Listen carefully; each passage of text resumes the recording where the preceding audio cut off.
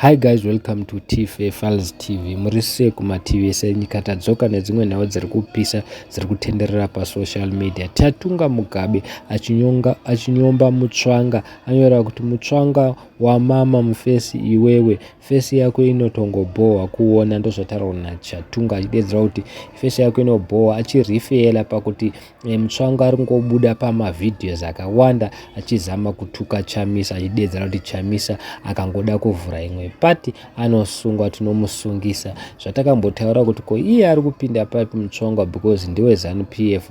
Ndo paya patinozoti Mutswanga Zanupf na ED vanoshandisana na Chavangu because na Chavangu ndo zvanga achitaura. Saka vazukuru vambuya naenda vadedza kuti aiwa Chatunga iwe wataura chokwadi, taneta nemface uyu anongoti zidzoro rakazara mvura, face yake kunyangara kunge chain yakaunganidzwa. Ndozvo zvakutaurwa nevanhu vachitaura zvinhu zvakawanda zvakasiyana siyana because zviri kundine Zanupf iwe Mutswanga uri useless, takakuisa tichitira kuti uita seuzame kuti mufana uyu anonzi Chamisa asadzoke futi kuzoita vhura political party, but manje Chamisa wacho vaifungidzira kuti akatiza angaripo zvake because atozoonekwa achienda kumba kwa Job Scala achinozama kuti vataurirane panyaya dzematongerwo enyika, but Job Scala anenge ona ane pfungwa dzake dzokuda kuvhura yake party.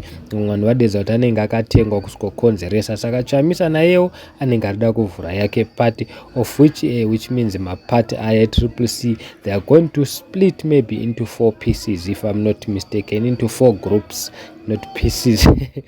Saka ndizi guys tunoti kudi tonyanga tawe nayo vanhu vadedza kuti aiwa Chatunga uri kutaura chokwadi, uri nani kudarika baba vako vanga vari mbavha, but vanga vari nani zvavo kudarika iyi team yevarakashi vachireva ED vana Mutswangwa vese vana Chavanga varida kukonzeresa kuti Chamisa asavhure party, but Chamisa abuda zvake achitodedzera kuti ndinoivhura muchida musingadi. So guys, handizivi tinoti kudi ndonyanga tauya nayo. Please don't forget to subscribe and like our videos kuitira kuti mavideos edu aende kure. Thank you so much for your support, it means a lot.